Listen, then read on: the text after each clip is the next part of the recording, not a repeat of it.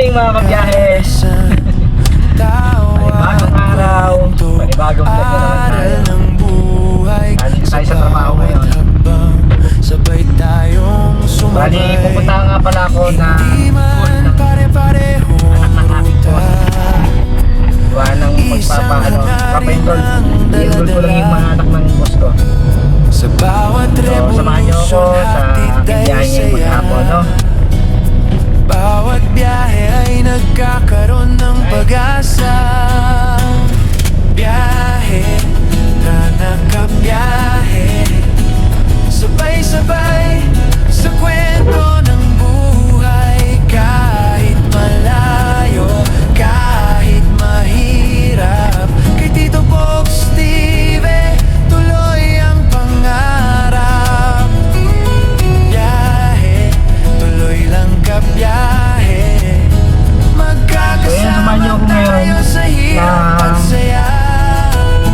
Pumunta sana sa school ng anak ng boss ko para mag-enroll. Tito Box TV, kasama ka sa biyahe ng buhay. Hindi perfecto, pero sobra no mga kabiyahe. Grabe ang init ngayong kahapon. Ay talagang hindi ko kinaya yung init. Umuwi ako. Pinayagan naman ako ni boss. Kaya nga ng sobra init talaga kahapon. Grabe. Tapos dapat ngayon ay hindi na muna ako papasok. Kaya lang masakit pa rin yung ulo ko. Kaya lang yan, dahil kailangan ko nga na mag-enroll nung anak ng boss ko. Kaya talagang muna ako doon. Tapos mamaya liwanag sa dulo ng bawat daan. may ano naman, may hangin. Pero talagang iba sa yung init talaga ngayon. Sa kwento ng buhay, kahit malayo, kahit mahirap, kay Tito Box TV tuloy ang pangarap. Biyahe, tuloy lang kabiyahe.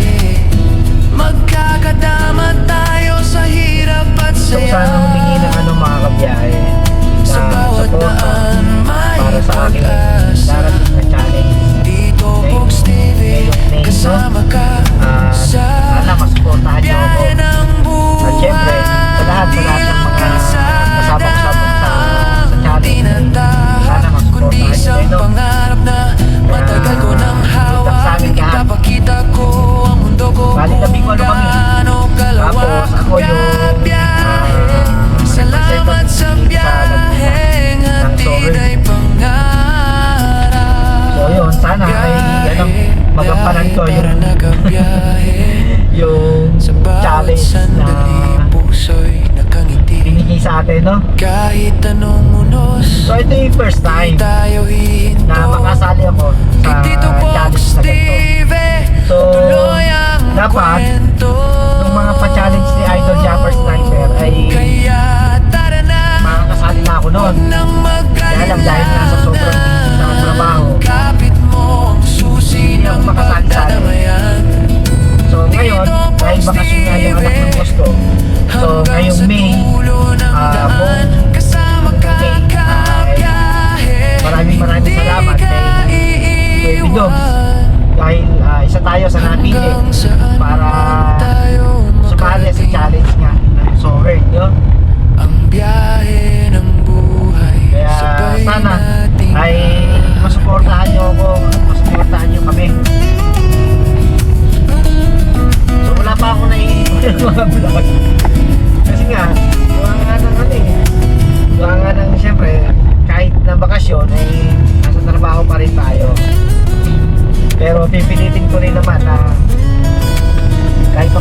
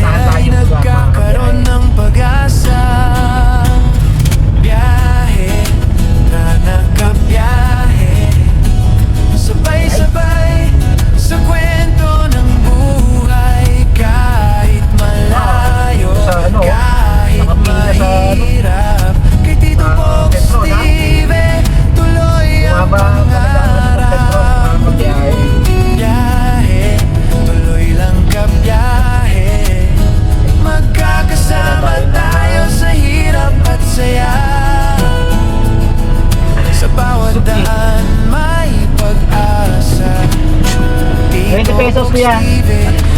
Yung manghang. May balat. Bili muna tayo ng mani mga kabiyahe. Dalawang 20. Dagdag ng ano kuya ng bawang. Hindi ako nakakain ng bawang nung nakaraan eh. So ito yung pinipinang ng mani. Yan, masarap ang mani dito mga kabiyahe. Saka napakamura. Napakamura ng mani dito. Kung minsan mabagal pero di susuko. Kaya laging bago yung mani. Papakita ko sa inyo kung gaano karami yung halagang 20 pesos na mani ay napakadami talaga. Tapos yun nga, dahil nga laging bago ay napakalupong. Biyahe, tara na kabiyahe, sabay-sabay sa kwento ng buhay. So ito yung Kahit malayo, kahit yan. mahirap, ay tinubok So ito mga kabiyahe, halos ito 20 pesos plus 20 pesos no? Sobra, madami talaga yung ano nito. Yung ano naman dito mga kabiyahe. Kaya dito yan sa may Barangay Calyos, sa may gate ng Adram.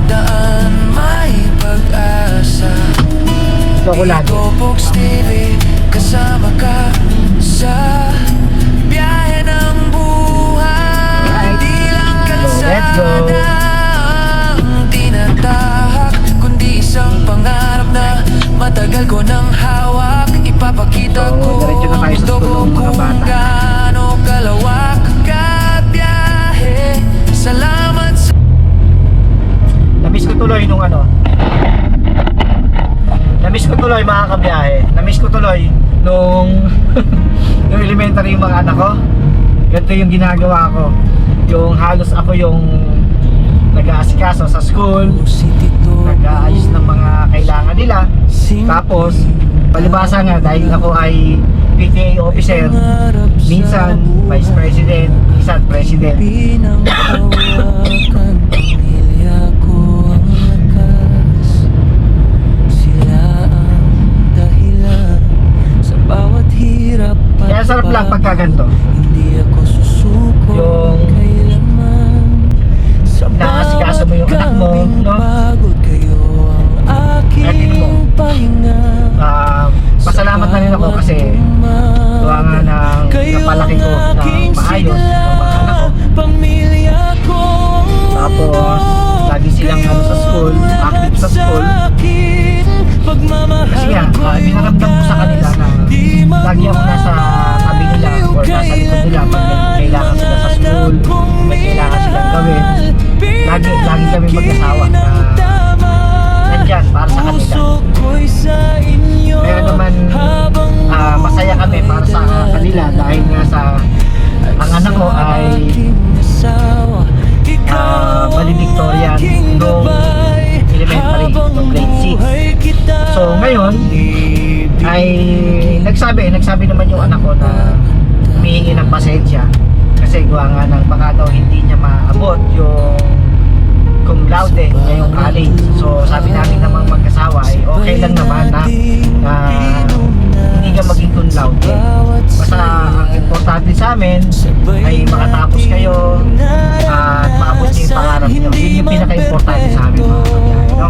Kaya ano nga mga luha-luha pa nga anak ko noon nung nagsasabi nga na gano'n na humihingi ng pasensya na dahil nga sa hindi nga baka hindi siya maging cum laude, no? So kami naman masaya na kami ng ganito yung masuportahan namin sila, maging maayos yung kanilang pag-aaral.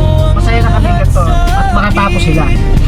Kaya yung anak namin si Amboy, si Aldwin ay bali pinatapos na yung kanyang OJT sa Siargao Island. Gawa ng ang kanyang course ay SRM na. Kaya yun, baka sa isang buwan ay kaunin ko sa airport, no? Kasi kailangan nga niyang umuwi at tapos na yung kanilang OJT sa Siargao. So yung isa ko namang anak ay computer engineer. din.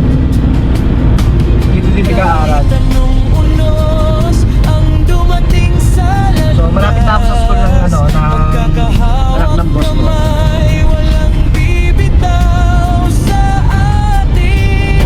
Sa bawat dasal ko, kayo ang laman. Kaligayahan nyo ang aking kayamanan.